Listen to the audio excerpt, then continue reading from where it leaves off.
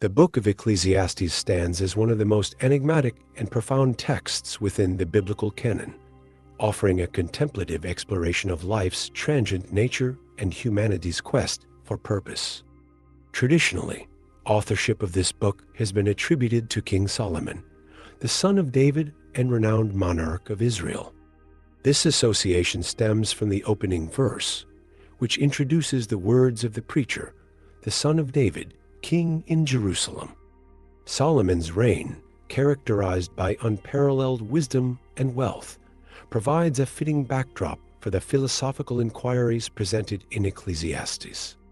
However, modern scholarship presents a more nuanced perspective on the book's authorship and historical context.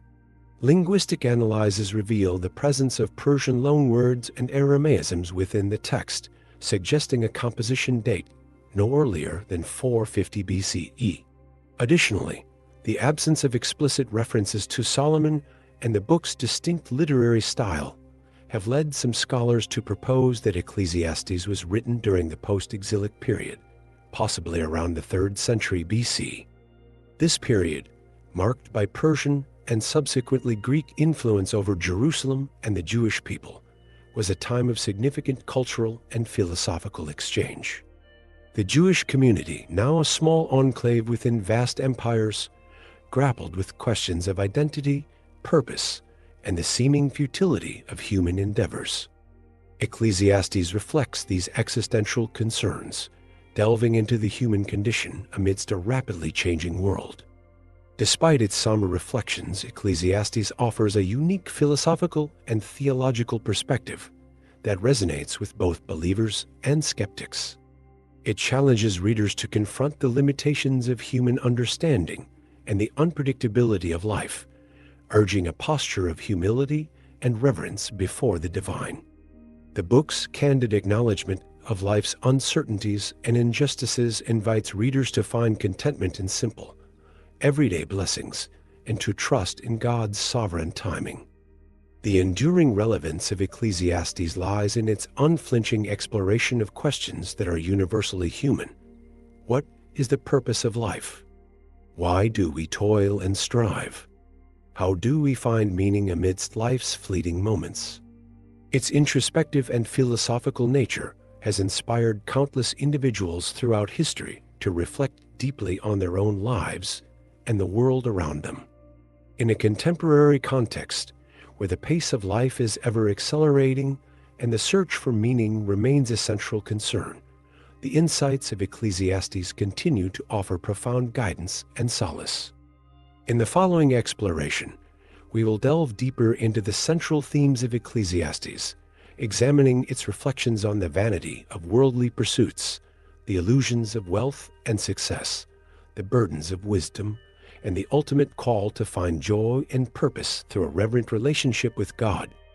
Through this journey, we aim to uncover the timeless wisdom embedded within this ancient text and its applicability to our modern lives. The opening words of Ecclesiastes set the tone for the entire book. "Vanity of vanities," says the preacher, "vanity of vanities. All is vanity." This phrase, repeated for emphasis, serves as the book's thesis statement, encapsulating its central message. The Hebrew word translated as vanity is hevel, a term that appears nearly 40 times throughout Ecclesiastes. While commonly rendered as vanity in English translations, hevel carries a much richer and more nuanced meaning. It signifies breath, mist, or vapor, something fleeting, insubstantial, and impossible to grasp. Like the morning fog that dissipates with the rising sun, life's endeavors appear momentarily but ultimately fade away. This imagery is not unique to Ecclesiastes. In Psalm 39, verse 5, David declares, "Behold, you have made my days as handbreadths, and my lifetime is nothing before you." Surely every man at his best is merely a breath. Similarly, in James 4, verse 14, life is compared to a mist that appears for a little while and then vanishes. Ecclesiastes builds upon this theme, emphasizing the transience of all human pursuits, whether wealth, power, pleasure, or wisdom when sought apart from a higher, lasting purpose. The phrase, vanity of vanities, is a superlative expression, much like King of Kings or Holy of Holies, which signifies the ultimate form of something. In this case, it expresses the utter futility and fleeting nature of human endeavors under the sun. The phrase, under the sun, is another key motif in Ecclesiastes, appearing nearly 30 times throughout the book. It refers to the earthly realm, the world as it is experienced apart from divine perspective. When viewed solely from a human standpoint, life appears repetitive, unpredictable, and ultimately meaningless. No matter how much a person achieves, accumulates, or enjoys, everything is eventually erased by time and death. The preacher then proceeds to illustrate this reality through a series of poetic reflections. In Ecclesiastes 1 verse 3, he asks, "What does man gain by all the toil at which he toils under the sun?" The word gain implies lasting profit or surplus, something that remains after all is said and done. Yet the preacher's conclusion is clear: nothing truly remains. Everything humans strive for is subject to decay, loss, and eventual oblivion. To further emphasize this point, Ecclesiastes presents a striking meditation on the cyclical nature of existence. A generation goes, and a generation comes, but the earth remains forever. The sun rises, and the sun goes down, and hastens to the place where it rises. The wind blows to the south, and goes around to the north. Around and around goes the wind, and on its circuits the wind returns. All streams run to the sea, but the sea is not full. To the place where the streams flow, there they flow again. Ecclesiastes 1 verse for 2:7. Here, the natural world is depicted as an endless cycle, operating with mechanical precision yet without apparent progress.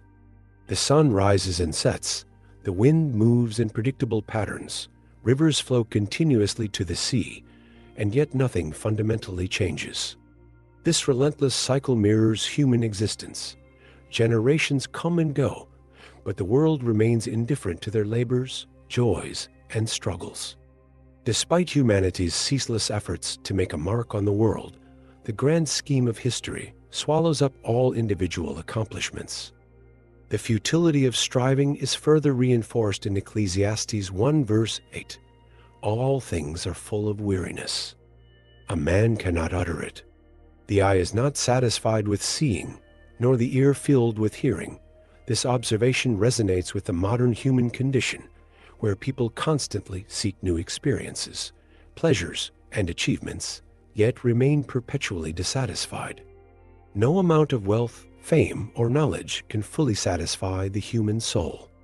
There is always another milestone to reach, another desire to fulfill, another goal to chase, yet contentment remains elusive. In verses 9 and 10, the preacher delivers one of his most well-known reflections. What has been is what will be, and what has been done is what will be done, and there is nothing new under the sun. Is there a thing of which it is said, "See, this is new"? It has been already in the ages before us. At first glance, this statement might seem contradictory to the reality of human progress.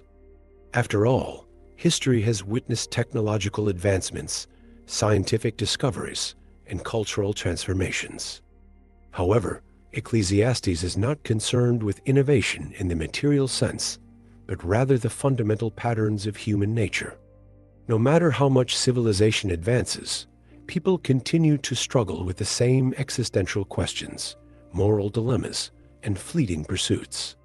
The desire for power, the illusion of control, the search for meaning, all these things have played out in countless ways across different eras, yet they remain unchanged at their core. Ecclesiastes confronts readers with a stark realization. If life's meaning is sought solely in earthly pursuits, it will always end in frustration. Wealth is accumulated only to be left behind. Pleasure is enjoyed, but never lasts. Wisdom is gained, yet it brings sorrow. Even great empires rise and fall, and their names are eventually forgotten. The preacher laments this truth in Ecclesiastes 1 verse 11. There is no remembrance of former things, nor will there be any remembrance of later things yet to be among those who come after. This sobering statement echoes the reality that most human achievements, no matter how grand in their time, are eventually lost to history. As we continue to explore Ecclesiastes, we will see how the preacher systematically examines the various ways people attempt to find fulfillment, whether through wealth, pleasure, wisdom, or labor, only to discover that all of them are ultimately like chasing the wind. The relentless search for meaning leads to an unavoidable question. If everything is vanity, then where does true purpose lie? Throughout history, humanity has pursued wealth, pleasure, and success as the ultimate sources of fulfillment. The belief that material abundance, indulgent experiences, and worldly achievements can bring lasting happiness is deeply ingrained in every culture. Yet, Ecclesiastes systematically dismantles these illusions, revealing that no amount of riches, no degree of pleasure, and no level of success can ultimately satisfy the human soul. The preacher himself, traditionally identified as Solomon, speaks from experience. As one of the wealthiest and most powerful rulers of Israel, he had access to everything the world could offer, yet he still found it to be hevel, a vapor, fleeting and unsatisfying. In Ecclesiastes 2 verse 1, the preacher embarks on an experiment. I said in my heart, "Come now, I will test you with pleasure. Enjoy yourself, but behold, this also is vanity." He does not reject pleasure outright, but rather tests whether it can serve as a lasting foundation for a meaningful life. His conclusion is clear: it cannot. He expands on this pursuit in the following verses. I said of laughter, "It is mad," and of pleasure, "What use is it?" I searched with my heart how to cheer my body with wine, my heart still guiding me with wisdom, and how to lay hold on folly, till I might see what was good for the children of man to do under heaven during the few days of their life. Even as he indulges in life's pleasures, wine, laughter, and frivolity, he remains aware of their emptiness. He does not allow himself to be consumed by reckless abandon. Instead, he carefully evaluates these pursuits, only to find them lacking. The passage continues as the preacher describes his ambitious projects and unparalleled wealth. I made great works. I built houses and planted vineyards for myself. I made myself gardens and parks, and planted in them all kinds of fruit trees. I made myself pools from which to water the forest of growing trees. I bought male and female slaves, and had slaves who were born in my house. I also had great possessions of herds and flocks, more than any who had been before me in Jerusalem. I also gathered for myself silver and gold, and the treasure of kings and provinces. The scale of his wealth and accomplishments is staggering. He constructs palaces, vineyards, and vast gardens, works of grandeur and beauty. He accumulates unimaginable riches, possessing silver and gold in abundance. If material prosperity could bring fulfillment, surely he, more than anyone, would have found it. He reaches a devastating conclusion in Ecclesiastes 2 verse 11. Then I considered all that my hands had done and the toil I had expended in doing it, and behold, all was vanity and a striving after wind. And there was nothing to be gained under the sun. The phrase, striving after wind, is especially poignant. Chasing after wealth, pleasure, and success is like trying to grasp the wind. No matter how much effort one exerts, it remains elusive. The moment it seems within reach, it slips away, leaving behind only frustration and emptiness. The pursuit of wealth is one of the most enduring human obsessions. Many believe that financial security will bring peace, that luxury will bring happiness, and that more possessions will lead to greater fulfillment. Yet Ecclesiastes warns that wealth does not deliver on these promises.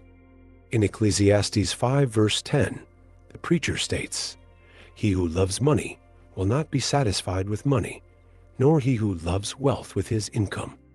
This also is vanity." No matter how much one accumulates, there is always a desire for more. The wealthiest individuals in history have often expressed that money alone does not bring peace or contentment. Rather than satisfying the soul, wealth breeds an insatiable hunger for greater riches. Moreover, riches are fleeting. Ecclesiastes 5 verse 15 reminds us, "As he came from his mother's womb, he shall go again, naked as he came, and shall take nothing for his toil that he may carry away in his hand. No matter how much a person amasses, they cannot take it beyond the grave." The relentless pursuit of wealth ultimately leads to a hollow conclusion. It provides temporary comfort, but no lasting fulfillment. Pleasure is often seen as the ultimate good in life. Many devote themselves to entertainment, indulgence, and the avoidance of discomfort. Ecclesiastes warns that pleasure is temporary and ultimately unsatisfying. In Ecclesiastes 7 verse 6, the preacher offers a striking metaphor, "For as the crackling of thorns under a pot, so is the laughter of the fools." This also is vanity. Like dry thorns thrown into a fire, pleasure produces a brief burst of warmth and noise, but quickly burns out, leaving nothing behind. The pursuit of pleasure for its own sake does not lead to lasting joy, but instead to a cycle of endless craving. Each pleasure momentarily satisfies but soon fades, demanding to be replaced with the next experience. Modern parallels to this pursuit are everywhere. Consumer culture thrives on the promise that the next purchase, the next vacation, or the next indulgence will bring happiness. Social media platforms promote a constant stream of entertainment, yet studies consistently show rising levels of dissatisfaction and anxiety. The world offers an endless supply of distractions, yet none of them provide lasting contentment. Closely tied to wealth and pleasure is the pursuit of success.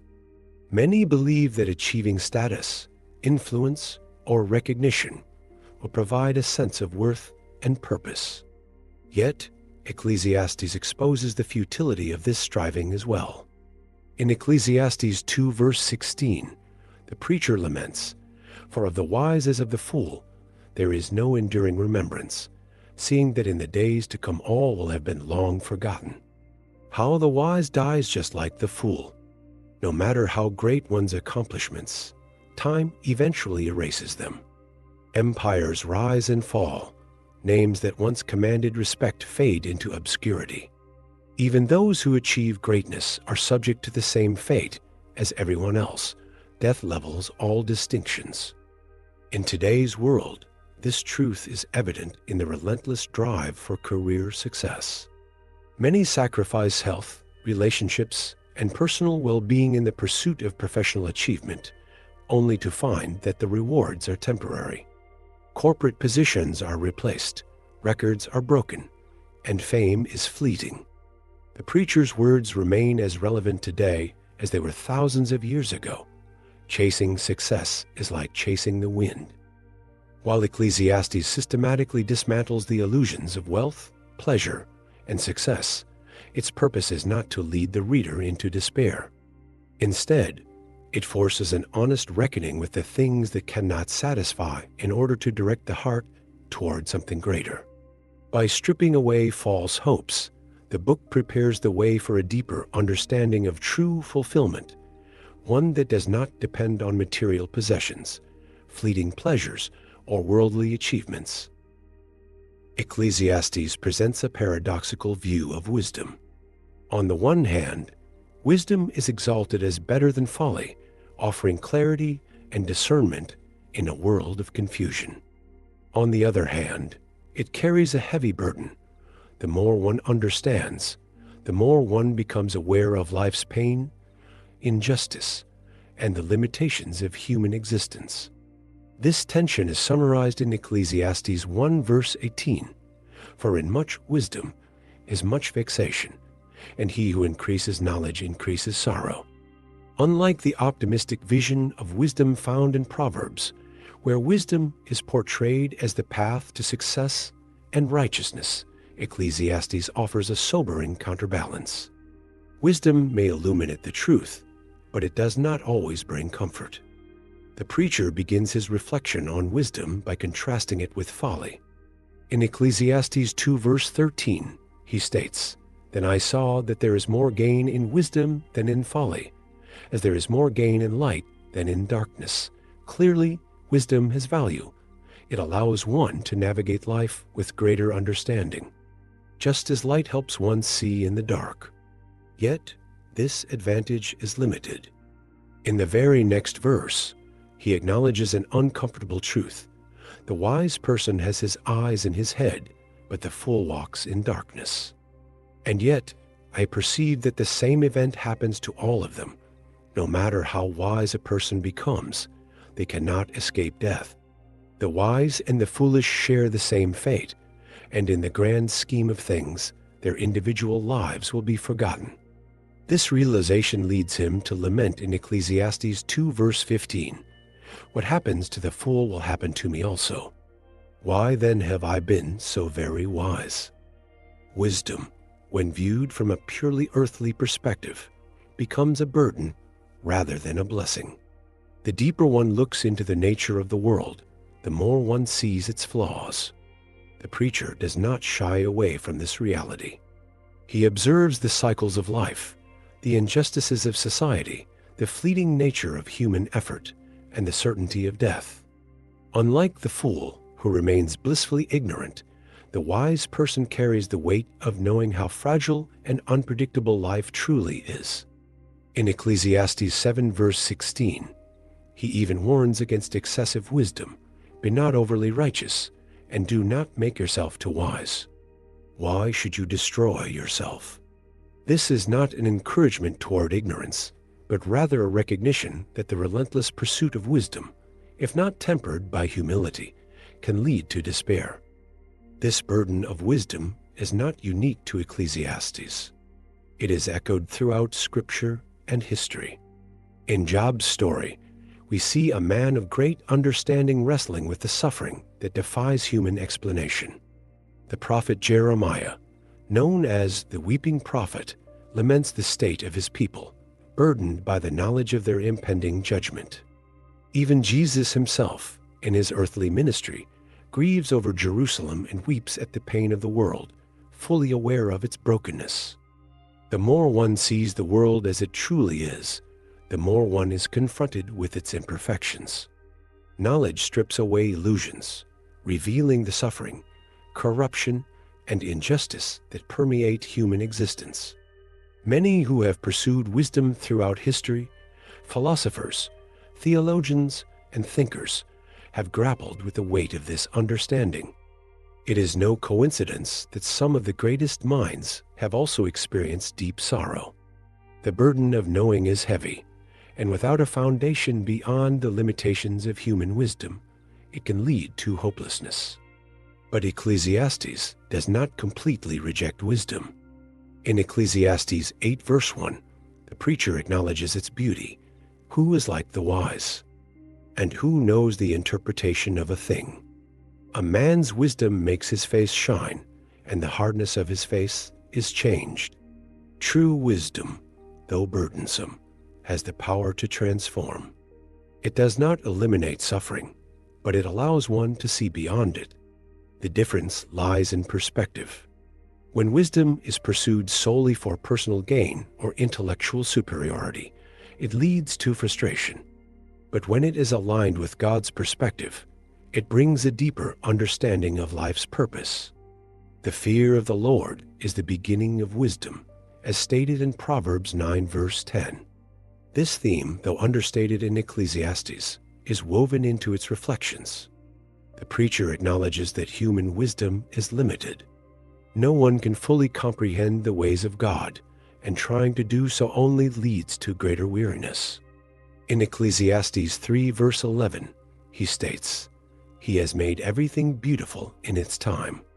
Also, he has put eternity into man's heart, yet so that he cannot find out what God has done from the beginning to the end.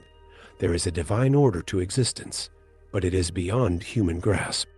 Wisdom allows one to see glimpses of this order, but it does not grant full understanding. This realization leads to an important shift in perspective. If wisdom alone cannot provide ultimate fulfillment, then where does one turn? The answer lies in surrender. The preacher gradually moves toward a recognition that human knowledge, while valuable, is not enough. It must be accompanied by trust in something greater than oneself. Ecclesiastes does not offer the kind of resolution found in later biblical texts, but it paves the way for it. The New Testament expands on this theme, revealing that true wisdom is found not in the mere accumulation of knowledge, but in knowing Christ. In 1 Corinthians 1 verse 25, Paul writes, "For the foolishness of God is wiser than men, and the weakness of God is stronger than men. The wisdom of the world may lead to sorrow, but the wisdom of God leads to life." Ecclesiastes teaches that wisdom is a gift, but it must be held with humility. It allows one to see the world more clearly, but it also reveals the limits of human understanding. Those who seek wisdom must be prepared to carry its weight, the awareness of life's fragility, the knowledge of its injustices, and the certainty of its brevity. Yet, this burden is not meant to lead to despair. Rather, it serves as a call to trust in God's sovereignty. When human wisdom reaches its limit, divine wisdom remains. As the journey through Ecclesiastes continues, the preacher will turn to another central theme, the nature of time and God's sovereignty over it. The famous passage in Ecclesiastes 3 reminds us that there is a time for everything, and that understanding this rhythm of life is key to finding peace amidst the uncertainties of existence. At the heart of Ecclesiastes lies one of the most well-known and poetic passages in all of Scripture, a meditation on time and the divine order that governs human existence. Ecclesiastes 3 opens with the profound declaration, "For everything there is a season, and a time for every matter under heaven." Ecclesiastes 3 verse 1. These words introduce a rhythmic exploration of life's appointed moments, seasons of joy and sorrow, building and tearing down, beginnings and endings. Unlike the previous reflections in Ecclesiastes, which emphasize the vanity and fleeting nature of human pursuits, this passage shifts the focus toward divine orchestration. Life is not random or chaotic. Rather, it unfolds according to God's appointed time. The passage continues with a series of contrasts, illustrating the inevitability and balance of life's experiences. A time to be born and a time to die. A time to plant and a time to pluck up what is planted. A time to kill and a time to heal. A time to break down and a time to build up. A time to weep and a time to laugh. A time to mourn and a time to dance. Ecclesiastes 3 verse 2 to 4. These verses reflect the totality of human existence. No stage of life is permanent. Joy and sorrow ebb and flow. Success and failure come and go. Relationships begin and end. Each moment, whether pleasant or painful, has its place in the greater design. The preacher does not suggest that humans have control over these times. Rather, they occur according to a higher plan, independent of human effort or desire. This understanding of time carries both comfort and challenge. It reassures the reader that life is not a series of random events, but part of a divinely appointed order. However, it also confronts the human tendency to resist the seasons that are difficult or painful. People often desire to hold on to joy indefinitely, to avoid sorrow, and to resist change. Yet Ecclesiastes reminds us that every season has its purpose, and wisdom lies in embracing each moment as it comes. The passage continues, "A time to cast away stones, and a time to gather stones together. A time to embrace, and a time to refrain from embracing. A time to seek, and a time to lose, a time to keep and a time to cast away, a time to tear and a time to sow, a time to keep silence and a time to speak. Ecclesiastes 3 verse 5 to 7. These verses highlight the rhythm of human relationships and actions. There are moments to build and to restore, just as there are times to let go and move on. There are times for speaking truth boldly and times for silent reflection. Every action has its proper timing, and wisdom lies in discerning when to act and when to wait. The final verses of this poetic passage reinforce the reality that life is filled with both conflict and reconciliation. A time to love and a time to hate. A time for war and a time for peace. Ecclesiastes 3 verse 8. The inclusion of war and hatred may seem unsettling, but they serve as a reminder that the world is not yet fully redeemed. There are times when justice demands resistance and when evil must be confronted. Yet, just as conflict has its time, so does peace. The preacher does not suggest that war is an ultimate good, but rather that in a fallen world, there are moments when it becomes necessary. However, these times too will pass, making way for healing and restoration. Following this meditation on time, the preacher poses a question that echoes his earlier reflections. What gain has the worker from his toil? Ecclesiastes 3 verse 9. This question underscores the tension between human effort and divine sovereignty. If everything occurs according to an appointed time, what is the purpose of human striving? The answer comes in the next verse. He has made everything beautiful in its time.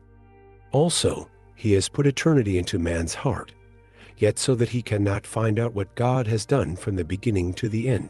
Ecclesiastes 3 verse 11.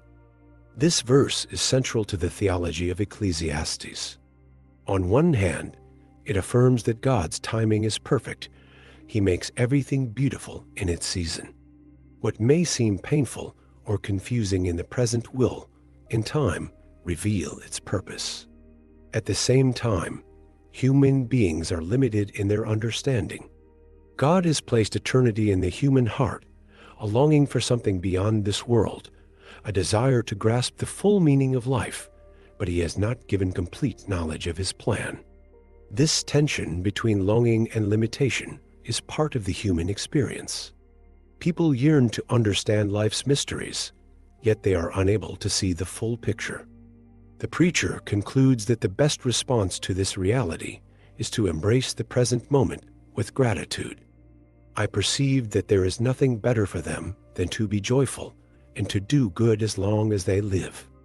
Also that everyone should eat and drink and take pleasure in all his toil. This is God's gift to man. Ecclesiastes 3 verse 12 to 13. This is one of several passages in Ecclesiastes that encourages the enjoyment of life's simple blessings. While the world is unpredictable and beyond human control, people are called to find joy in the daily gifts of life, food, work, relationships, and moments of peace. This enjoyment is not a call to hedonism, but to gratitude. Since life is fleeting and its seasons are beyond human control, the best response is to trust in God's plan and appreciate his daily provisions. The preacher then reaffirms the unchanging nature of God's work. I perceive that whatever God does endures forever. Nothing can be added to it, nor anything taken from it. God has done it so that people fear before him. Ecclesiastes 3 verse 14. This statement reinforces the contrast between human limitations and divine sovereignty. While human efforts are temporary and subject to the changing seasons, God's work is eternal. The proper response to this realization is not fear in the sense of terror, but reverent awe. Recognizing God's control over time should lead to trust rather than anxiety. Ecclesiastes 3 challenges modern perspectives on time and control. In a world obsessed with planning, achievement, and the illusion of mastery over life, this passage reminds us that much of life is beyond human control. No amount of effort can change the seasons that God has appointed. People may attempt to manipulate time, delaying aging, resisting change, or striving for endless productivity. But ultimately, every life follows the rhythms set by God. The challenge is to live in harmony with these rhythms rather than resisting them. The wisdom of Ecclesiastes invites a posture of surrender. Rather than fighting against life's inevitable changes, one is called to trust in God's timing. Just as the farmer must wait for the right season to plant and harvest, so too must people learn to wait patiently for God's purposes to unfold. This trust does not eliminate hardship, but it offers peace in the midst of uncertainty. When one acknowledges that every season, whether joyful or painful, has a purpose, they can live with a deeper sense of contentment. As Ecclesiastes continues, it will turn once again to the problem of injustice in the world. The next chapter will explore the troubling reality that the wicked often prosper while the righteous suffer, posing difficult questions about divine justice and the brokenness of the world. Yet even in this, Ecclesiastes points toward a higher perspective, one that ultimately rests in God's perfect and sovereign judgment. One of the most troubling observations in Ecclesiastes is the apparent success of the wicked and the suffering of the righteous. The preacher does not shy away from this uncomfortable reality. Instead, he directly confronts it, exposing the deep injustice that pervades human society. Ecclesiastes 3 verse 16 sets the stage for this discussion. Moreover, I saw under the sun that in the place of justice, even there was wickedness, and in the place of righteousness, even there was wickedness. These words capture the frustration of witnessing corruption in the very institutions meant to uphold justice. Courts, governments, and leadership structures, places where righteousness should prevail, are often tainted by dishonesty and oppression. The preacher's observation is not unique to his time. The question of why the wicked prosper while the righteous suffer is one of the oldest and most painful dilemmas in human history. It appears throughout the Bible, most notably in Psalm 73, where the psalmist struggles with the same issue. For I was envious of the arrogant when I saw the prosperity of the wicked. For they have no pangs until death. Their bodies are fat and sleek. They are not in trouble as others are. They are not stricken like the rest of mankind. Psalm 73 verses 3 to 5. The wicked seem to thrive while the righteous often endure hardship. Their power increases, their wealth grows, and they escape the consequences of their actions. Ecclesiastes 8 verse 14 expresses this paradox plainly. There is a vanity that takes place on earth, that there are righteous people to whom it happens according to the deeds of the wicked, and there are wicked people to whom it happens according to the deeds of the righteous. I said that this also is vanity. The injustice of life appears random, indifferent to moral character. Those who strive to do good may face suffering, while those who exploit others may enjoy success. This is a harsh reality, one that many struggle to accept. The preacher acknowledges that human justice is limited and often ineffective. Ecclesiastes 4 verse 1 laments the oppression in the world. Again, I saw all the oppressions that are done under the sun, and behold, the tears of the oppressed, and they had no one to comfort them. On the side of their oppressors there was power, and there was no one to comfort them. The strong take advantage of the weak, and those who suffer find little relief. The powerless cry out for justice, but often their cries go unheard. This injustice is not confined to the ancient world. In every generation, corruption, inequality, and exploitation persist. Rulers abuse their authority, the wealthy manipulate systems for their benefit, and the innocent suffer under the weight of oppression. People who strive to live righteously are often ridiculed, marginalized, or persecuted. In a world obsessed with power and self-interest, integrity is frequently overlooked and deception is rewarded. Faced with these harsh realities, the preacher arrives at two conclusions. The first is that no human system of justice can fully correct the world's brokenness. Laws may be passed, courts may judge, and rulers may issue decrees, but ultimately, human efforts to bring about perfect justice will always fall short.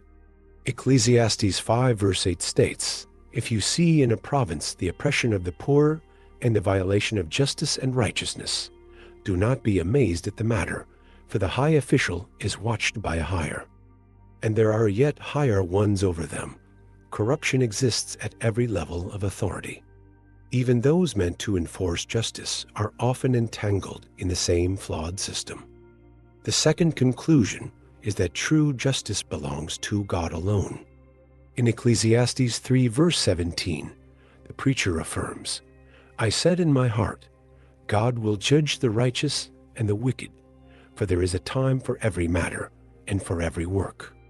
While human justice is imperfect and temporary, divine justice is absolute and eternal. The wicked may prosper for a time, but their actions are not forgotten. The righteous may suffer now, but their faithfulness is not in vain. There will come a day when God will bring every deed into judgment, whether good or evil. The recognition of divine justice does not eliminate the pain of present injustices, but it offers hope. It reminds the reader that evil does not have the final word. The world may appear to be ruled by chaos, but God remains sovereign. His timing is not always understood, but his judgment is certain.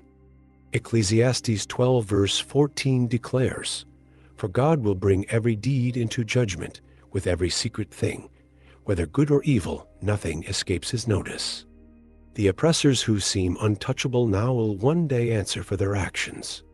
The righteous who suffer unnoticed will be vindicated. This perspective shifts the way one responds to injustice. Instead of becoming consumed by anger or despair, Ecclesiastes encourages patience and trust in God's ultimate plan. It does not advocate passivity. Believers are still called to seek justice and stand against wrongdoing, but it warns against placing ultimate hope in human solutions.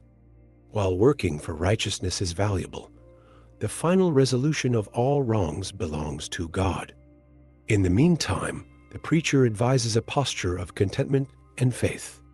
Ecclesiastes 8 verses 12 to 13 offer a sobering yet hopeful reminder. Though a sinner does evil 100 times and prolongs his life, yet I know that it will be well with those who fear God, because they fear before him. But it will not be well with the wicked, neither will he prolong his days like a shadow, because he does not fear before God. The prosperity of the wicked is temporary. Those who build their lives on deception and injustice may thrive for a season, but their end is destruction.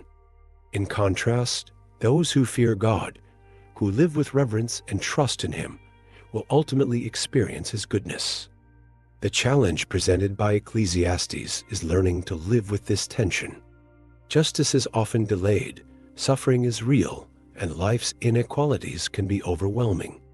Yet, faith calls one to trust that God's timing is perfect. The frustration of seeing the wicked flourish should not lead to bitterness, but to a deeper dependence on God's righteousness. As Psalm 37 verses 7 to 9 encourages, "Be still before the Lord and wait patiently for him. Fret not yourself over the one who prospers in his way, over the man who carries out evil devices. Refrain from anger and forsake wrath. Fret not yourself. It tends only to evil. For the evildoers shall be cut off, but those who wait for the Lord shall inherit the land." Ecclesiastes does not offer simple answers, but it provides a framework for understanding injustice in light of God's sovereignty. It acknowledges the harsh realities of life while pointing toward a greater hope. While the wicked may prosper now, their success is fleeting. While the righteous may suffer now, their faithfulness is not wasted. The final judgment belongs to God, and in the end, he will set all things right. Work is a fundamental part of human existence. From the beginning, Mankind was created to labor. As Genesis to verse 15 states, the Lord God took the man and put him in the Garden of Eden to work it and keep it. Throughout Scripture, diligence and hard work are encouraged. Proverbs is filled with wisdom about the rewards of labor, contrasting the diligent worker with the lazy. However, Ecclesiastes presents a different, sobering perspective on work. The preacher examines labor not as a noble calling, but as a relentless pursuit that often leads to exhaustion, frustration, and, ultimately, emptiness. Ecclesiastes 2 verses 22 to 23 raises a fundamental question. What has a man from all the toil and striving of heart with which he toils beneath the sun? For all his days are full of sorrow, and his work is a vexation. Even in the night his heart does not rest. This also is vanity. Hard work does not guarantee satisfaction. Many labor tirelessly, believing that success, wealth, or recognition will bring fulfillment, only to find themselves weary and disillusioned. The preacher's words resonate deeply in the modern world, where workaholism is celebrated and identity is often tied to career achievements. People sacrifice their health, relationships, and even their peace of mind in pursuit of professional success, yet true contentment remains elusive. The preacher had first-hand experience with the burdens of ambition. In Ecclesiastes 2 verses 4 to 6, he describes his great accomplishments. I made great works. I built houses and planted vineyards for myself. I made myself gardens and parks, and planted in them all kinds of fruit trees. I made myself pools from which to water the forest of growing trees.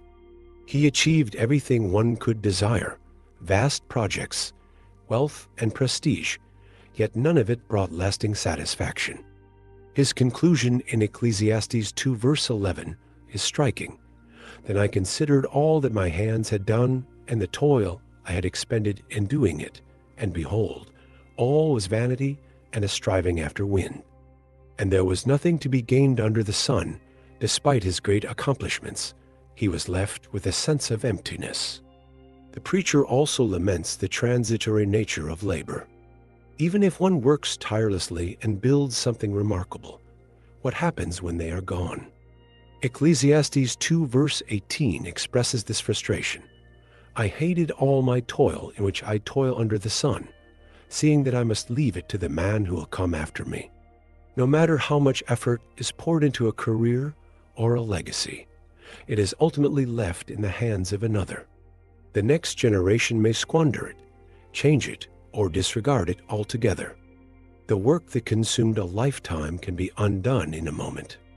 This observation extends beyond the individual.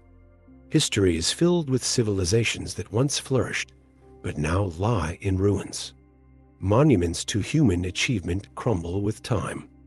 The world constantly moves forward, often forgetting those who came before. Ecclesiastes 1 verse 11 states, There is no remembrance of former things, nor will there be any remembrance of later things yet to be among those who come after. No matter how hard one works, they cannot escape the reality that time erases even the greatest accomplishments. Beyond the fleeting nature of work, the preacher highlights its burdens.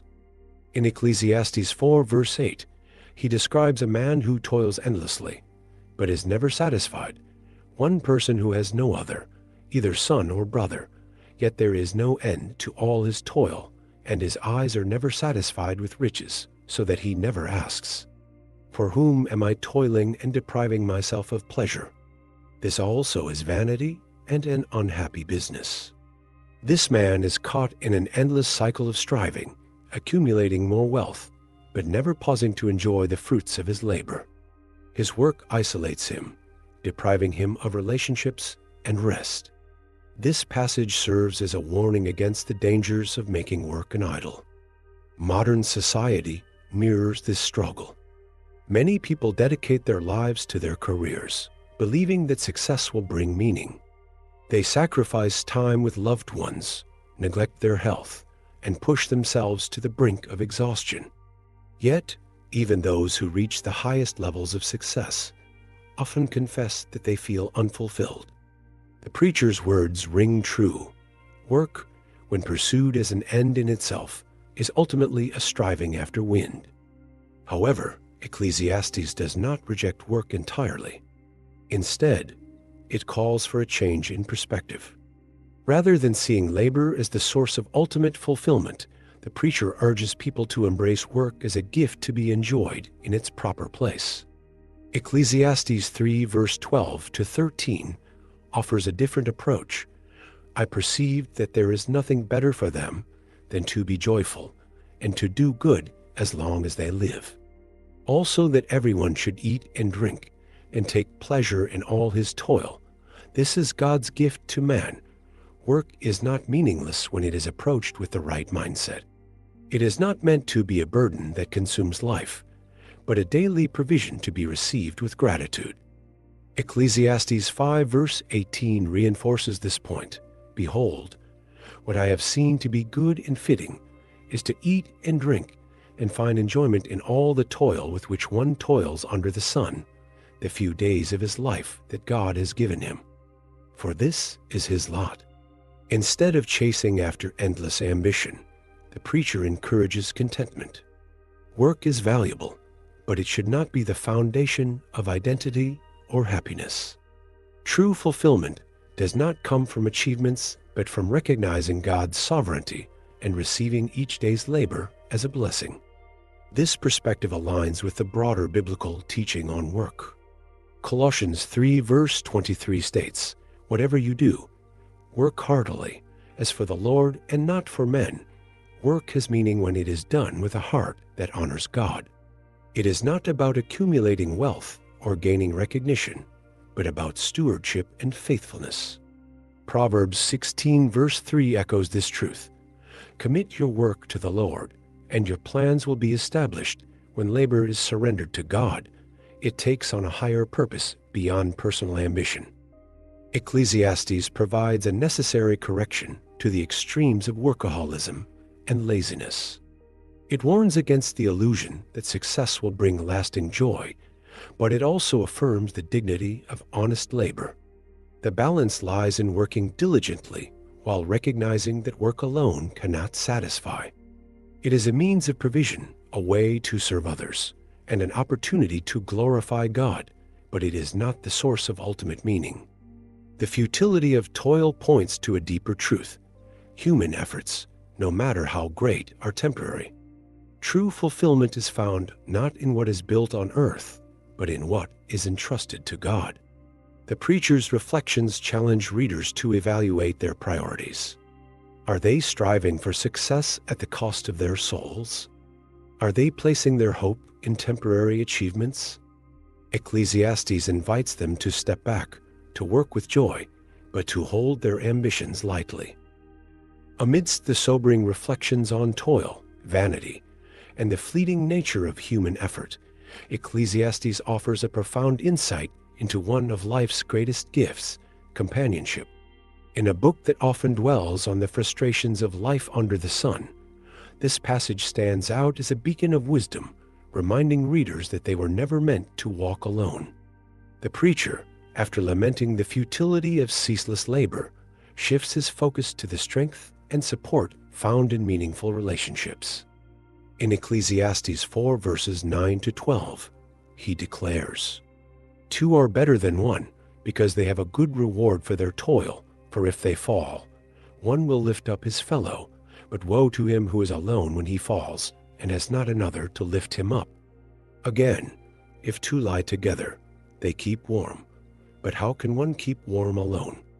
And though a man might prevail against one who is alone, two will withstand him. A threefold cord is not quickly broken."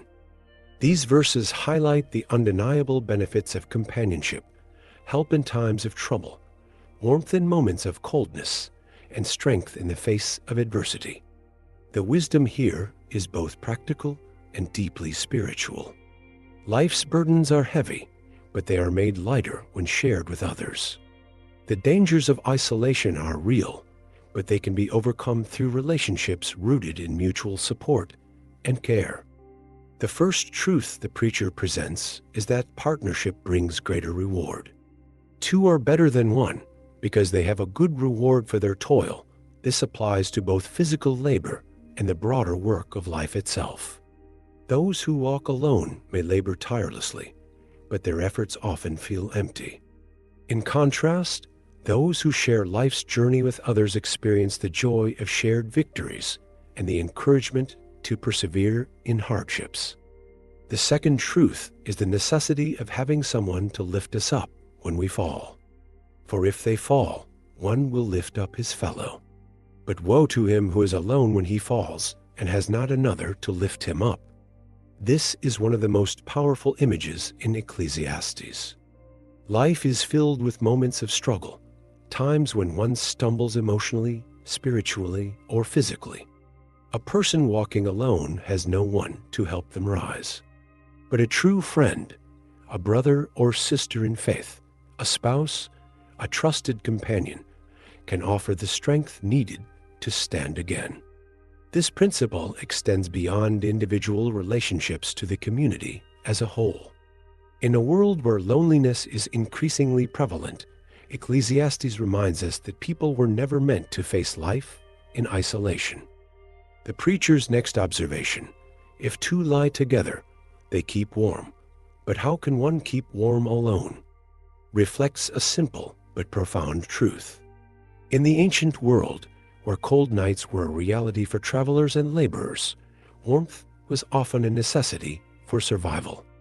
While this imagery has practical implications, it also speaks to the deeper need for emotional and spiritual warmth. Companionship provides comfort in times of distress. When the hardships of life leave one feeling cold and weary, the presence of another, a friend who listens, a spouse who cares, a family member who encourages, can bring warmth to the soul. The final insight the preacher offers is the strength found in unity. And though a man might prevail against one who is alone, two will withstand him. A threefold cord is not quickly broken. This metaphor reinforces the power of standing together. In times of conflict or struggle, those who have strong relationships are better equipped to endure. The mention of a threefold cord suggests that the strongest relationships are not just between two people, but are bound by something greater, perhaps a shared faith in God, a shared mission, or a deep commitment to love and truth. Ecclesiastes' emphasis on companionship stands in stark contrast to the modern culture of individualism. Many today prioritize independence, self-sufficiency, and personal success over deep, meaningful relationships. While autonomy can bring freedom, excessive isolation leads to emptiness. Studies consistently show that despite technological advancements and global connectivity, loneliness is on the rise. Many people, though surrounded by others, feel deeply alone. The wisdom of Ecclesiastes speaks directly to this reality, reminding us that true fulfillment is not found in isolation, but in genuine, life-giving relationships. The dangers of isolation are not merely emotional. They have spiritual consequences as well. Proverbs 18 verse 1 warns, "Whoever isolates himself seeks his own desire." He breaks out against all sound judgment. Separation from others often leads to self-centered thinking, discouragement, and even deception. Without accountability, wisdom is lost. Without encouragement, hope fades. The enemy thrives in isolation, whispering lies that go unchallenged because there is no one to speak truth into the solitude. The Bible repeatedly calls believers into community, recognizing that faith is not meant to be lived in isolation. Hebrews 10 verses 24 to 25 exhorts, "And let us consider how to stir up one another to love and good works, not neglecting to meet together, as is the habit of some, but encouraging one another, and all the more as you see the day drawing near." True friendship is more than mere companionship. It is built on love, sacrifice, and faithfulness. Proverbs 17 verse 17 states, "A friend loves at all times, and a brother is born for adversity. Genuine friendship is not just about enjoying good times together, but about standing with one another in times of hardship. The preacher's words in Ecclesiastes reflect this reality. A friend who lifts you up when you fall is a friend worth holding on to. Jesus himself demonstrated this kind of love, calling his disciples friends and laying down his life for them. In John 15, verse 13, he declares, "Greater love has no one than this, that someone lay down his life for his friends. This is the ultimate model of friendship, not based on convenience or mutual benefit, but on selfless love." The call to community extends beyond personal friendships. The church itself is designed to be a family, a body where believers support one another, encourage one another, and bear one another's burdens. Galatians 6 verse 2 instructs, "Bear one another's burdens, and so fulfill the law of Christ, just as two are better than one." A community of believers united in faith is stronger than an individual standing alone. Ecclesiastes' message on friendship is not merely about avoiding loneliness, but about embracing the beauty of shared life. It reminds the reader that joy is multiplied when shared, burdens are lightened through support, and strength is found in unity. The preacher acknowledges life's hardships, but he also offers this wisdom: do not walk alone. Seek relationships that uplift, friendships that encourage, and a community that strengthens. In a world that often values self-sufficiency above all else, Ecclesiastes offers a countercultural truth: two are better than one. One of the most striking themes in Ecclesiastes is the reality that human beings have far less control over their lives than they would like to believe. The preacher repeatedly observes that life does not always follow predictable patterns, and success is not guaranteed to those who seem most deserving. He challenges the assumption that wisdom, strength, or effort alone can secure a particular outcome. Instead, he presents an uncomfortable but necessary truth. Much of life is unpredictable, and no amount of planning or striving can guarantee success. This realization, though unsettling, is meant to lead not to despair, but to a deeper trust in God's providence. Ecclesiastes 9 verse 11 captures this idea with profound clarity. "Again, I saw that under the sun, the race is not to the swift, nor the battle to the strong, nor bread to the wise, nor riches to the intelligent, nor favor to those with knowledge, but time and chance happen to them all." This verse shatters the illusion that human effort alone determines success. The fastest runner does not always win the race. The strongest warrior does not always emerge victorious. The wisest person does not always prosper. Instead, time and chance play a role in shaping events, reminding us that no one is in complete control of their destiny. The preacher's observations reflect a reality that many struggle to accept. People naturally desire control. They believe that if they work hard enough, plan carefully enough, or make the right decisions, they can secure the future they envision. Yet, Ecclesiastes exposes the limitations of this thinking. Life is filled with uncertainties, unexpected setbacks, sudden losses, and unforeseen changes. No one can fully predict what tomorrow will bring. This theme is reinforced in Ecclesiastes 8 verse 7, "For he does not know what is to be, for who can tell him how it will be?" Despite all human advancements, the future remains hidden. People can study trends, make educated guesses, and prepare for different possibilities, but in the end, they cannot control the outcome. Even the most powerful individuals are subject to forces beyond their influence. The preacher also addresses the reality of death, which ultimately humbles all human ambition. In Ecclesiastes 9 verse 12, he states, "For man does not know his time. Like fish that are taken in an evil net, and like birds that are caught in a snare, so the children of man are snared at an evil time, when it suddenly falls upon them." This imagery is striking. Humans, like fish or birds, are often caught unaware by the events of life. Just as a net closes in on a fish that was swimming freely, unexpected circumstances can change a person's life in an instant. A sudden illness, a financial collapse, a tragic accident, these moments reveal how fragile and unpredictable life truly is. For many, this unpredictability leads to anxiety. People crave stability, and the thought of not being in control can be deeply unsettling. Yet, Ecclesiastes does not leave the reader in a state of fear.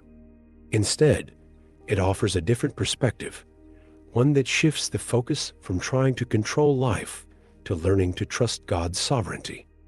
Ecclesiastes 3 verse 11 presents a crucial insight. He has made everything beautiful in its time. Also, he has put eternity into man's heart, yet so that he cannot find out what God has done from the beginning to the end. This verse reveals both the mystery and the beauty of God's plan. While humans cannot fully comprehend his ways, they can trust that he is working all things according to his perfect timing. There is a divine order to life, even if it is not always visible. Accepting this truth allows one to let go of the relentless need for control and embrace life with faith rather than anxiety.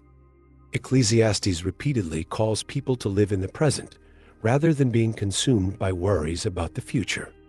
In Ecclesiastes 8 verse 15, the preacher gives this advice. "And I commend joy, for man has nothing better under the sun, but to eat and drink and be joyful, for this will go with him in his toil through the days of his life that God has given him under the sun." This is not a call to recklessness or indifference, but an encouragement to find peace in the daily gifts of life. Since the future is uncertain, the best response is to enjoy the present moment with gratitude, trusting that God holds the future in his hands. Jesus echoes this wisdom in Matthew 6 verse 34. "Therefore do not be anxious about tomorrow, for tomorrow will be anxious for itself. Sufficient for the day is its own trouble." Rather than being paralyzed by uncertainty, believers are called to live with faith, knowing that God is in control even when life feels unpredictable. The preacher does not deny that life is frustrating or that injustice exists, but he directs the reader toward a posture of trust rather than fear. Practically, this wisdom can be applied in several ways. First, it invites people to hold their plans loosely. While it is good to be diligent and responsible, no plan is foolproof. Recognizing this helps prevent frustration when things do not go as expected. James 4 verses 13 to 15 reinforces this idea. "Come now, you who say, 'Today or tomorrow we will go into such and such a town and spend a year there and trade and make a profit,' yet you do not know what tomorrow will bring.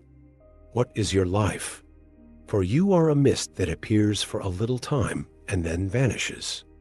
Instead, you ought to say, 'If the Lord wills, we will live and do this or that.'" Second, it encourages people to replace anxiety with trust. Instead of trying to control every outcome, faith calls one to rest in God's provision. Philippians 4 verses 6 to 7 provides a powerful reminder.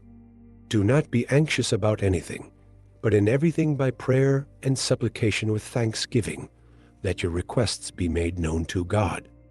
And the peace of God, which surpasses all understanding, will guard your hearts and your minds in Christ Jesus." Third, it emphasizes the importance of focusing on what truly matters. Since life is uncertain, it is foolish to waste time chasing temporary things that do not ultimately satisfy. Instead, Ecclesiastes calls people to invest in what is eternal: faith, relationships, and a life lived for God's purposes. Ecclesiastes presents an honest and sometimes unsettling view of life's unpredictability, but it does not leave the reader without hope. While human control is limited, God's control is absolute.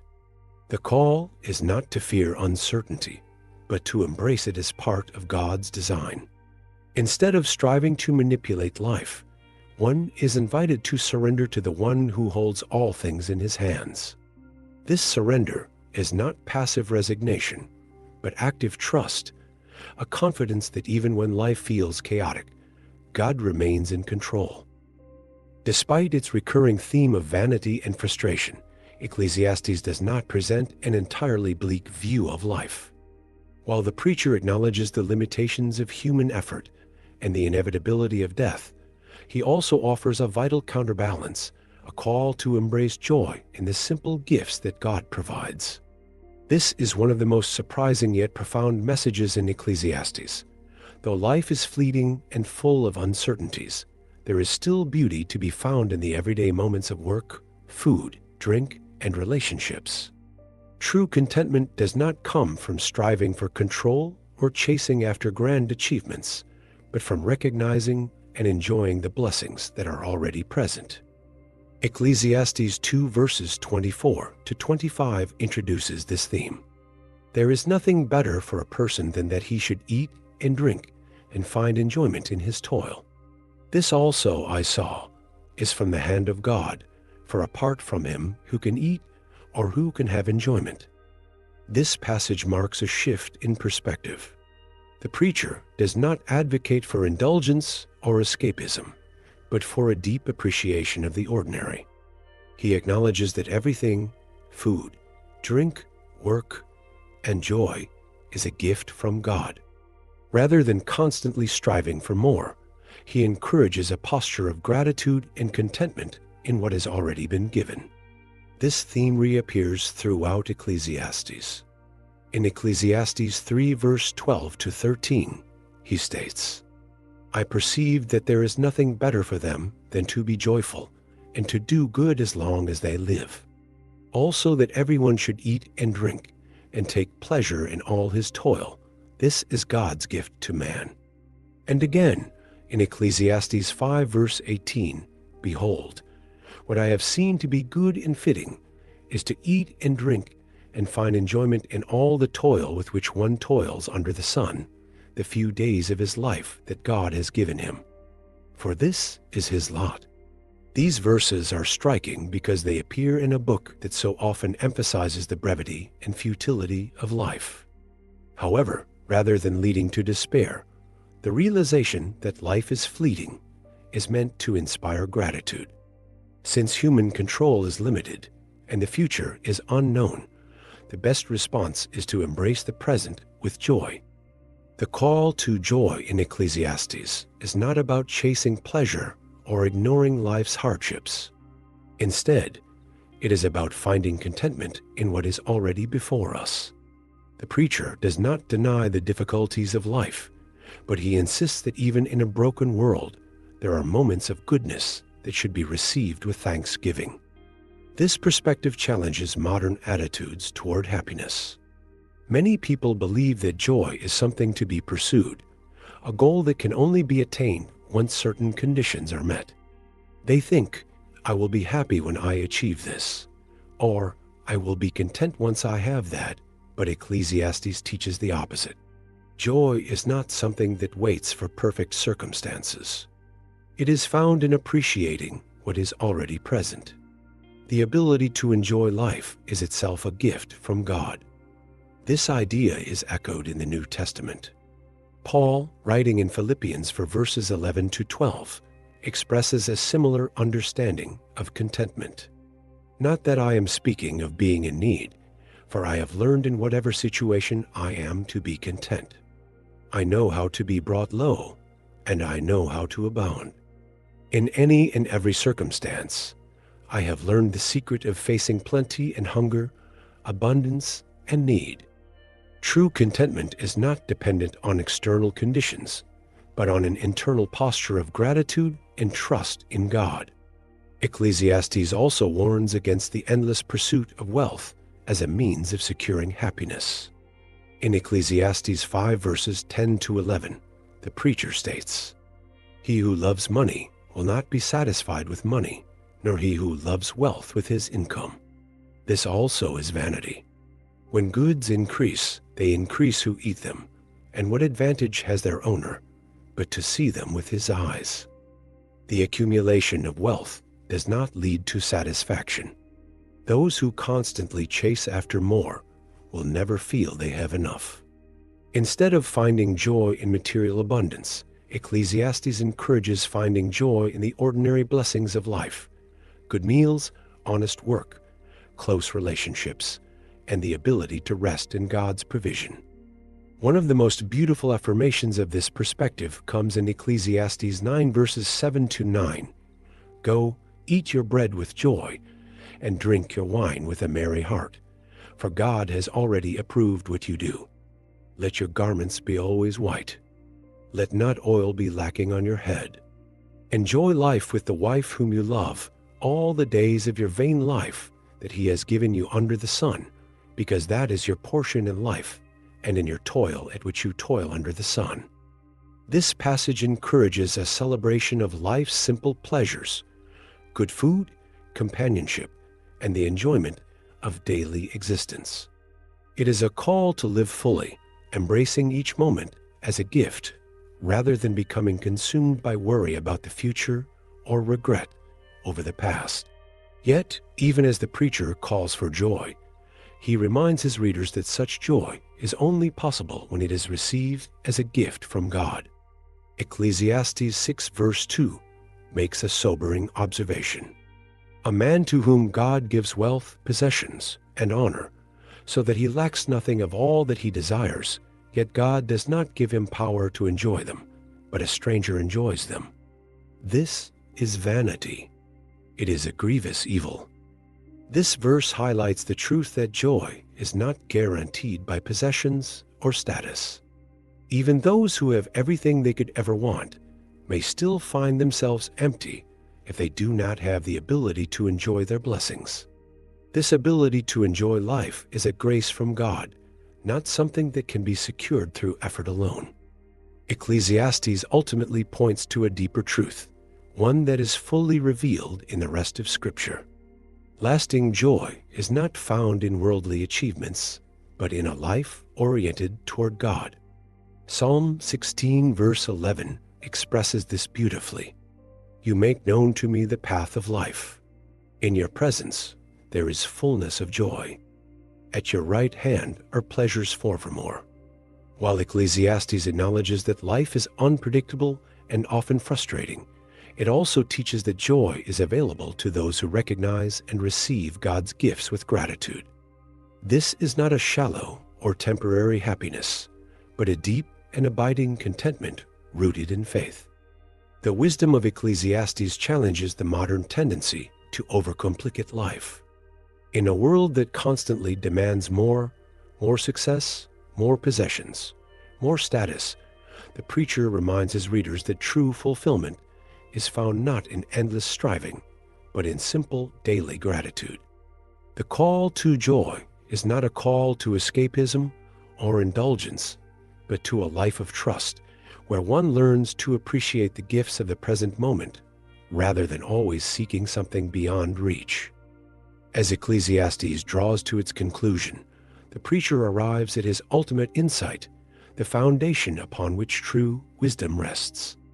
After examining the vanity of human toil, the fleeting nature of wealth and pleasure, the unpredictability of life, and the inevitability of death, he reaches a simple yet profound conclusion, the end of the matter. All has been heard. Fear God and keep his commandments, for this is the whole duty of man, Ecclesiastes 12 verse 13. This statement is not a rejection of everything that came before it, but rather the key that unlocks the meaning behind all of life's uncertainties and frustrations. The search for purpose, fulfillment, and wisdom ultimately leads here to the fear of the Lord. The phrase, fear of the Lord, appears throughout Scripture as the foundation of wisdom.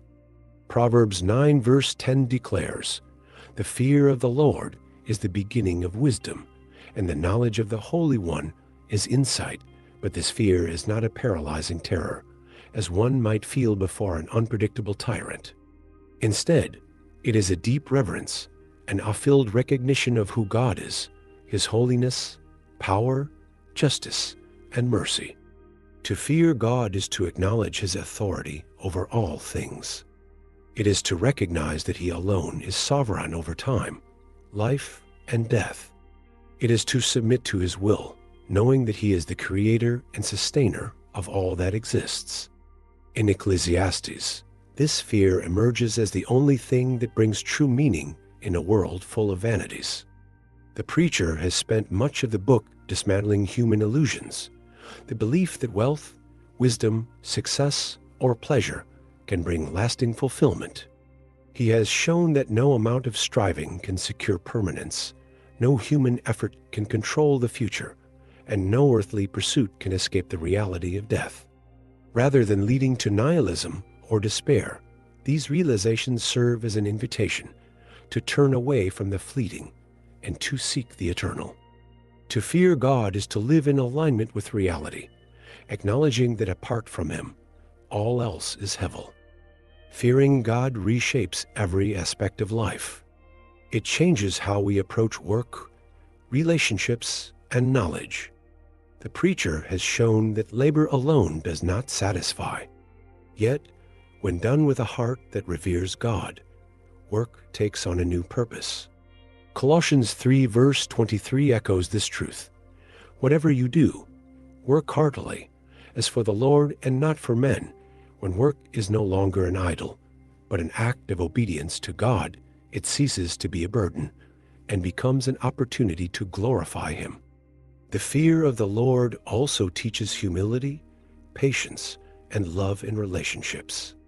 Ecclesiastes warns against isolation and the emptiness of self-centered living, instead pointing to the value of companionship and community.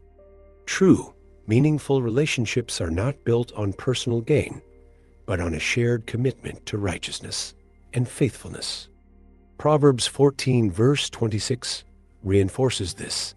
In the fear of the Lord one has strong confidence, and his children will have a refuge. When God is the foundation of relationships, they are strengthened by his truth and sustained by his grace. The preacher acknowledges both the value and the limitations of wisdom. He has shown that wisdom is better than folly, but that wisdom apart from God leads to sorrow. True knowledge begins with acknowledging that human understanding is finite, and that the deepest truths can only be grasped through the lens of divine revelation. Job 28 verse 28 affirms this. Behold, the fear of the Lord, that is wisdom, and to turn away from evil is understanding. To fear God is to recognize that wisdom is not merely about intellectual pursuit, but about moral and spiritual alignment with his will. Many live their lives consumed by fear, not the fear of the Lord, but the fear of uncertainty, failure, rejection, or death. The preacher has shown throughout Ecclesiastes that these fears are ultimately misplaced. Wealth cannot prevent loss. Hard work cannot guarantee success. Wisdom cannot shield from sorrow. Death comes to all. If one's life is ruled by the fear of losing control, they will spend their days in endless anxiety.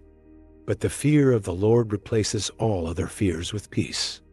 When one recognizes that God is sovereign, they no longer need to live in fear of the unknown.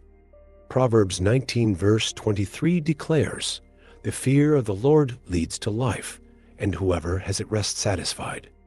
He will not be visited by harm." This fear does not enslave, it liberates. It frees people from the need to control, from the illusion that they must secure their own destiny.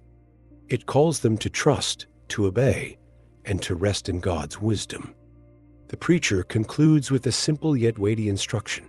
Fear God and keep his commandments, for this is the whole duty of man. This echoes the foundational truth of Scripture, that love for God is demonstrated through obedience. Deuteronomy 10 verse 12 to 13 expresses the same calling. And now, Israel, what does the Lord your God require of you? But to fear the Lord your God, to walk in all his ways, to love him, to serve the Lord your God with all your heart and with all your soul, and to keep the commandments and statutes of the Lord, which I am commanding you today for your good. The commandments of God are not arbitrary rules, but the path to true life. To fear God and obey Him is to live in harmony with His design. It is to walk in righteousness, to seek justice, to love mercy, and to trust that His ways are higher than human ways. Jesus Himself affirmed this truth when He was asked about the greatest commandment. In Matthew 22, verse 37-40, He responded, "You shall love the Lord your God with all your heart, and with all your soul, and with all your mind. This is the great and first commandment. And a second is like it. You shall love your neighbor as yourself. On these two commandments depend all the law and the prophets. This is the fulfillment of Ecclesiastes' conclusion. To fear God is to love Him wholeheartedly. To keep His commandments is to walk in the way of love and truth. This, the preacher declares, is the purpose of life." Ecclesiastes does not end on an uncertain note. While much of the book wrestles with life's enigmas, its closing words offer clarity and conviction. The preacher reminds his readers that nothing is hidden from God.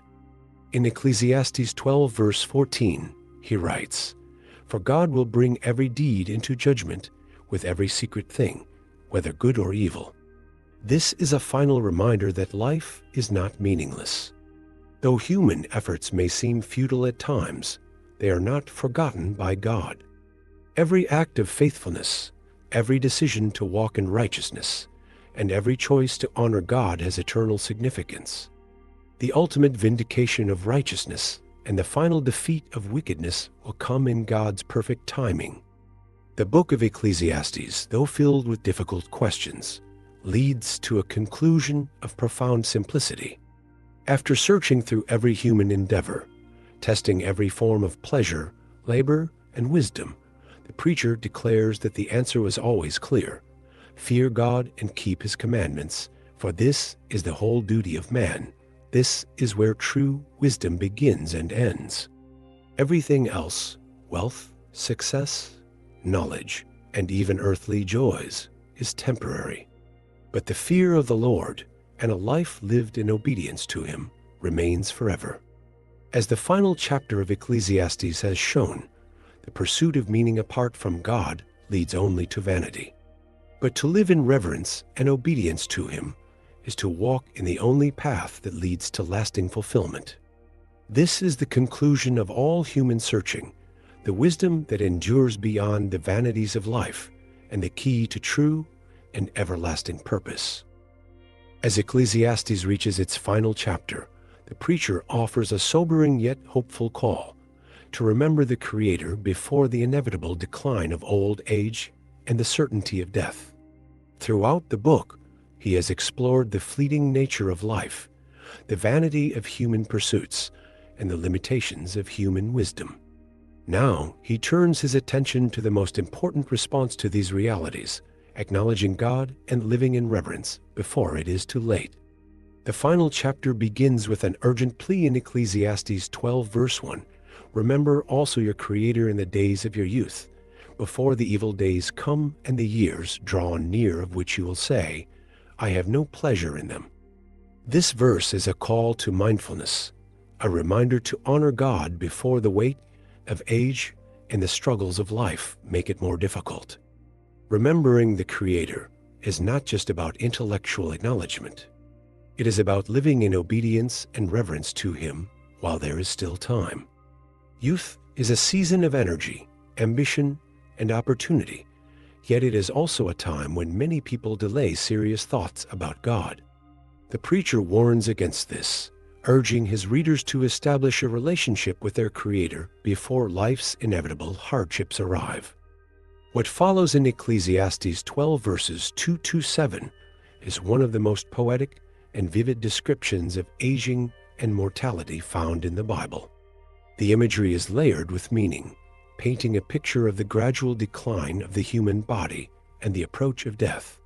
Before the sun and the light and the moon and the stars are darkened and the clouds return after the rain.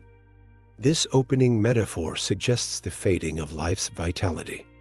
The sun, moon, and stars represent brightness, clarity, and joy, but they begin to dim.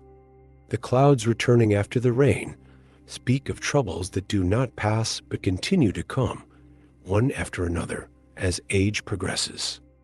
In the day when the keepers of the house tremble, and the strong men are bent, and the grinders cease because they are few, and those who look through the windows are dimmed. The preacher now shifts to describing the failing human body. The keepers of the house likely refer to the hands, which begin to tremble. The strong men are the legs, which weaken and bend with age. The grinders are the teeth, which diminish in number. Those who look through the windows represent the eyes, which grow dim with failing vision. And the doors on the street are shut when the sound of the grinding is low, and one rises up at the sound of a bird, and all the daughters of song are brought low. The shutting of doors suggests isolation, as the elderly withdraw from the world. The sound of grinding is low may indicate weakened digestion or a lack of appetite. Rising at the sound of a bird reflects the light and restless sleep that often comes with age. The daughters of song are brought low signifies the fading of the voice and hearing. They are afraid also of what is high, and terrors are in the way. The almond tree blossoms, the grasshopper drags itself along, and desire fails, because man is going to his eternal home, and the mourners go about the streets. Fear of heights and dangers in the street illustrate the growing caution and frailty of old age. The almond tree blossoms refers to the whitening of hair. The grasshopper drags itself along, portrays a body that once moved with energy, but now struggles to do so. Desire fails suggests the diminishing of physical and emotional passions. Finally, man is going to his eternal home is a clear reference to death, as mourners prepare for the inevitable passing. The passage reaches its climax in Ecclesiastes 12 verse 7, and the dust returns to the earth as it was, and the spirit returns to God who gave it. Here, the preacher echoes Genesis 3 verse 19, for you are dust, and to dust you shall return. The body, formed from the earth, will eventually return to it. But the spirit, the eternal part of human existence, returns to God. This is a crucial distinction. While everything under the sun fades and disappears, the human soul does not end in nothingness. It returns to its Creator to be judged according to his righteousness. The preacher then restates his famous refrain in Ecclesiastes 12 verse 8, "Vanity of vanities," says the preacher. All is vanity. At first glance, this may seem like a conclusion of despair. Yet, in light of everything he has said, it serves as a final reminder that everything in this world is fleeting. Wealth, success, pleasure, wisdom, all are temporary. The only thing that endures is one's relationship with God. The final verses of Ecclesiastes provide a reflection on the value of wisdom, but also a warning. Ecclesiastes 12 verses 11 to 12 say, "The words of the wise are like goads, and like nails firmly fixed are the collected sayings. They are given by one shepherd. My son, beware of anything beyond these. Of making many books there is no end, and much study is a weariness of the flesh. Wisdom, like a goad, pushes people toward truth." The collected wisdom of Ecclesiastes is not meant to be a burden, but a guide. Yet, the preacher also warns against endless speculation and intellectual pursuit that leads nowhere. There is no end to human knowledge, but without the fear of the Lord, all learning is ultimately in vain. The final words of the book bring everything to its ultimate conclusion in Ecclesiastes 12 verse 13 to 14, the end of the matter. All has been heard. Fear God and keep his commandments, for this is the whole duty of man. For God will bring every deed into judgment, with every secret thing, whether good or evil. This is the final verdict. After all the questioning, all the searching, all the reflections on human striving and mortality, the answer has been before us all along. The purpose of life is not found in wealth, pleasure, power, or wisdom alone. It is found in fearing God and obeying His commands. This is the whole duty of man, his reason for existence. The preacher, who has wrestled with the complexities of life, now speaks with clarity. What truly matters is living in reverence before God, knowing that every action will ultimately be brought before Him in judgment. The Book of Ecclesiastes does not offer false comfort or simplistic answers. It acknowledges the frustrations and uncertainties of life, the reality of aging and death, and the fleeting nature of human achievement. Yet, it does not end in despair. Instead, it points toward hope, a hope found not in earthly things, but in God Himself. The call to remember your Creator is an invitation to live with purpose, knowing that this life is not the end, but a journey toward eternity. The message of Ecclesiastes remains as relevant today as it was thousands of years ago. In a world obsessed with success, wealth, and self-fulfillment, it reminds us that none of these things will last. What endures is the soul's relationship with God. The wise person is not the one who accumulates the most, but the one who remembers their Creator while they still have breath. Those who live with this awareness will find peace amid uncertainty, purpose amid vanity, and hope beyond the limits of this fleeting world.